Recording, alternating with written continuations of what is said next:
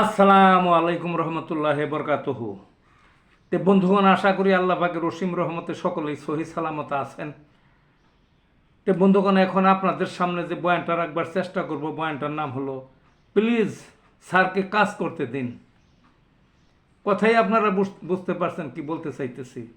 কারণ স্যারকে মানে ডক্টর ইউনূস স্যার, তাকে কাজ করতে দিতেছে না এক বা একাধিক দলে, বুঝলেন না?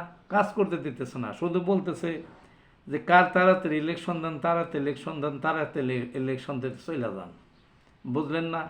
আরে বন্ধু, আরে ভাই, এরা মনে রাখবেন, আপনাদের ওই গণতন্ত্র মানুষের দেখছে 53-54 বছর দেখতে দেখতে অতিষ্ঠিত হয় দেশের মানুষ, অতিষ্ঠ হয় দেশের মানুষ আপনাদের গণতন্ত্র দেখে, আপনাদের ইলেকশন দেখে। কিচ্ছু পারেন নাই, আপনারা কিচ্ছু করতে পারেন নাই। আপনাদের পরে স্বাধীন হয়ে মালয়েশিয়া, সিঙ্গাপুর আপনাদের সে আকাশচুম্বী উপরে উঠে গেছে। আর এই দেশে শুধু লোটপাট, হত্যাযজ্ঞ, পাচার টাচার আর পাশের দেশের গোলামি করা ছাড়া আর কিছু দিতে পারেন নাই।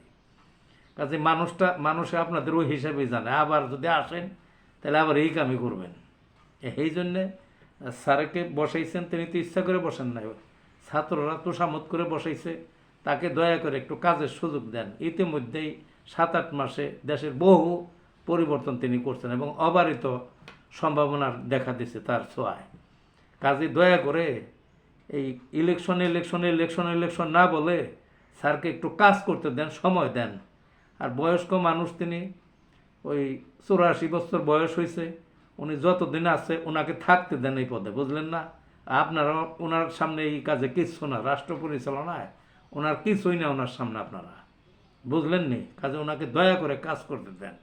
ভালো থাকুন বন্ধুগণ।